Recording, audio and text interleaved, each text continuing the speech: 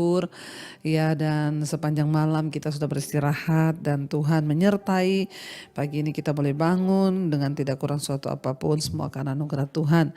Mungkin juga saudara sedang terbaring sakit di tempat tidur, tetaplah percaya bahwa Tuhan senantiasa menyertai setiap kita. Iya, baik, firman Tuhan terambil hari ini dari Kisah Para Rasul pasal 24. Kisah Para Rasul 24 ayat 15 dan ayat yang ke-16. Ya, firman Tuhan berkata, Kisah Rasul 24 ayat 15 dan 16.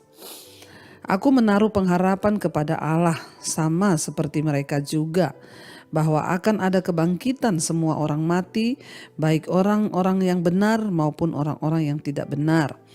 Ayat 16, sebab itu aku senantiasa berusaha untuk hidup dengan hati nurani yang murni di hadapan Allah dan manusia.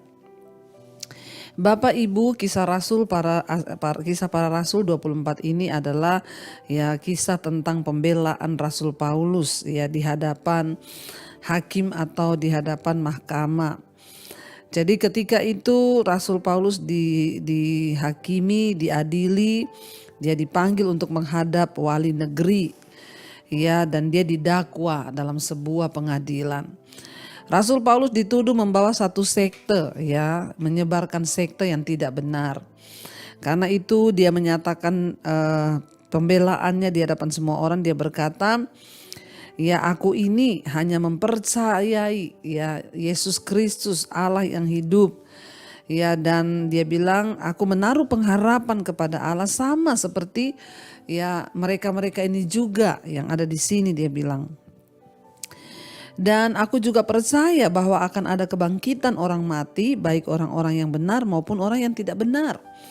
Sebab itu aku senantiasa berusaha untuk hidup dengan hati nurani yang murni di hadapan Allah dan manusia. Iya, Bapak Ibu yang terkasih ya, itu juga yang kita percayai bersama bahwa satu saat akan ada penghakiman ya, dan orang mati akan dibangkitkan. Dan setiap orang, firman Tuhan berkata, akan menghadap tahta pengadilan Kristus untuk memberikan pertanggungan jawab terhadap apa yang kita lakukan selama kita ada di dunia ini. Mengapa kita harus berhati-hati dengan hidup di dunia ini? Karena yaitu akan ada pengadilan. Di kelak hari nanti, di kemudian hari akan ada pengadilan Tuhan. Ya, dan di sanalah akan terbuka seluruh hidup kita. Bahkan Alkitab berkata sampai kepada ya hati nurani kita pun akan diadili. Rasul Paulus berkata, karena aku percaya akan ada penghakiman, kebangkitan orang mati mau orang benar maupun orang yang tidak benar. Untuk apa mereka dibangkitkan? Semua orang benar, orang tidak benar, semua akan dibangkitkan.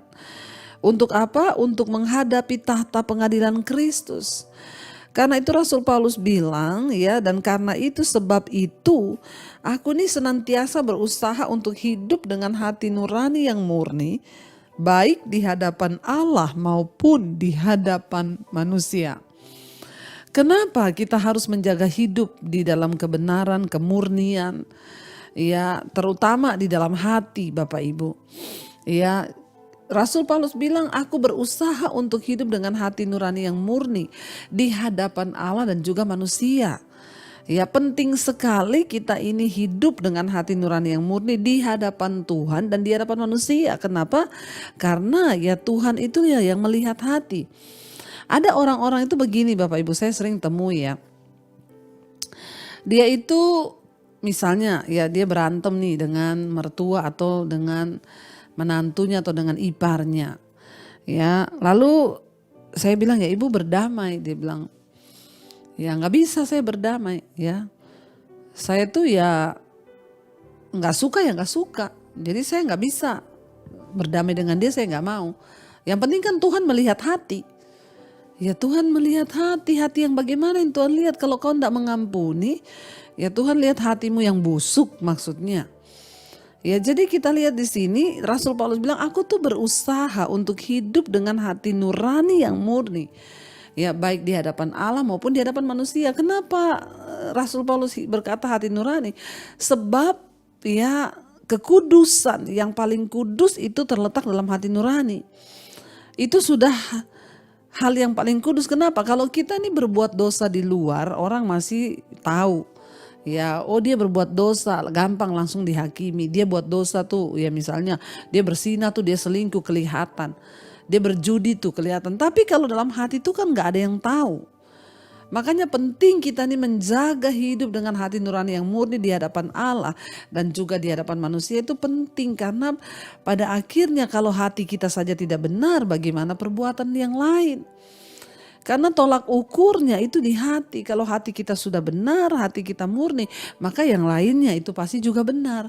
Tapi kalau di hati nggak benar, maka semuanya juga pasti nggak benar. Nah hari ini kita belajar karena akan ada penghakiman satu saat nanti ketika kita mati, Yesus datang, semua akan dibangkitkan. Maka dari itu perlu kita ini menjaga hati nurani kita. Jangan ada kepahitan, amarah, kebencian, sesuatu yang cemar, sesuatu yang tidak kudus. Mari kita cek. Bagaimana hidup dengan hati nurani yang murni di hadapan Allah? Ya sering-sering cek hati, jangan cuma cek gula darah, cuma cek kolesterol, tapi cek hati nurani nggak pernah. Ya ini loh Bapak Ibu ya, Tuhan itu menyukai orang-orang yang hidup dengan hati nurani yang murni. Dan karena Tuhan itu Tuhan yang melihat hati, makanya mari kita juga menjaga hati kita ini kudus dan murni di hadapan Tuhan. Ya jadi ya kita harus menyadari dan kita harus sadar bahwa akan ada penghakiman suatu saat nanti. Ya ketika kita semua meninggal, ya Yesus datang, kita akan dibangkitkan baik orang benar maupun orang tidak benar. Untuk apa? Untuk menerima upah. Tentunya upah kekekalan hidup dalam sorga yang kekal bersama dengan Tuhan jika hidup kita benar, hati nurani kita murni. Tetapi jika hidup kita tidak benar, maka hati nurani kita tidak murni, maka yang akan kita alami, akan kita dapatkan adalah hidup di dalam ya kebinasaan kekal. Karena itu Bapak Ibu, mari kita sungguh-sungguh mengejar kekudusan, kita sungguh-sungguh mengejar kebenaran supaya hidup kita ya menjadi hidup yang luar biasa di hadapan Tuhan. Kita akan tundukkan kepala, kita renungkan firman ini. Terima kasih Tuhan, Engkau mengajar